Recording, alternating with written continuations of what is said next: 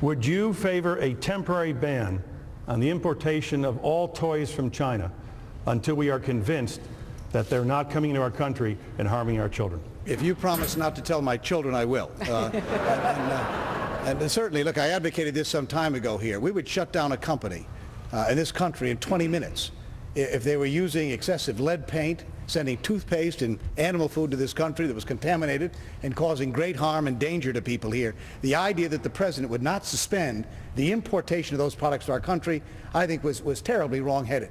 And certainly I would advocate that that be done until we have the guarantees and security. And beyond this issue, we ought to establish in this country, given the amount of products we now bring into this country offshore, that there is some sort of ability here to make some judgment about the safety and security of these products coming in, certainly before they leave their country, so I would certainly do that. Senator Obama, you were criticized by Jesse Jackson and others about your, in their words, tepid response about the situation in Jena involving the civil rights difficulties in Louisiana.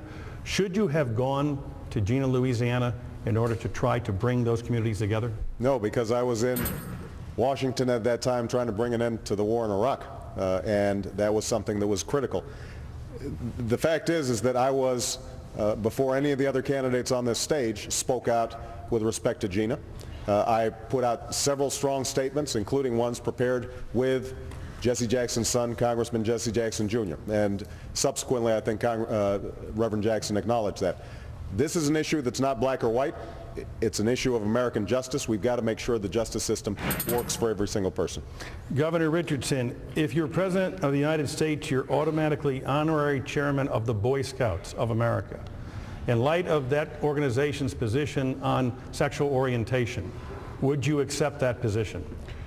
No, I wouldn't, because I think as president, I would commit myself, number one, that I will be a leader that prevents discrimination on the basis of race, gender, and sexual orientation. I will also be a president that follows the Constitution of the United States. I will also be a president that will bring back habeas corpus and the rule of law. I will also be a president that will shut down Guantanamo. I will also be a president that will follow the Constitution and not permit torture as a tool in our foreign policy. I will not eavesdrop on American citizens, and I will not go to war unless I get the consent of Congress. And there is still a basic differences on the war. My plan ends the war getting the troops out, and with all due respect to Senator Obama, Senator Edwards, Senator Clinton, what I heard tonight is that even in their second terms, they will not get the troops out. Therefore, the war will not end. Senator Obama? You know, I'm happy to have this discussion again,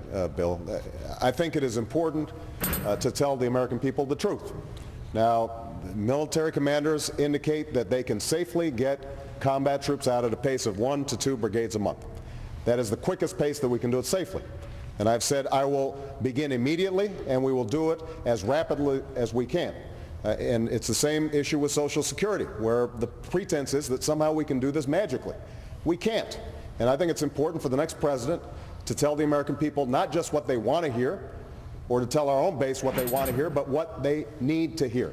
And they need to hear the truth. I got to move on and give Senator Edwards a chance. Senator Edwards, you heard Alan Greenspan recommending raising gasoline tax. We do have a dependency on foreign oil, which all across America people say we must become energy independent. Yes. Would you be in favor of developing more nuclear power here in the United States? No. Period. No. Well, that was less than 30 seconds. Senator Obama, nuclear power. I don't think that we can take nuclear power off the table. What we have to make sure of is that we have the capacity to store it properly and safely, and that we reduce whatever threats might come from terrorism. And if we can do that in a technologically sound way, then we should pursue it. If we can't, we should not. But there is no magic bullet on energy. We're going to have to look at all the various options to reduce greenhouse gases and to put us on a path to energy independence. Well, first of all, I know a little bit about this because I actually blocked a nuclear dump in Ohio. And I was one of the few up here who actually spoke against having a nuclear dump in Nevada. The truth of the matter is that nuclear power is very expensive, Tim. They never factored in the cost of storage, which continues forever. I want to keep utility rates low by having a works green administration, emphasis on solar and wind, drive down this energy curve of hydrocarbon consumption, and finally, no more war as an instrument of policy, no more resource wars. We've got to make the transition away from oil, and that's what a Kucinich administration. Nuclear power.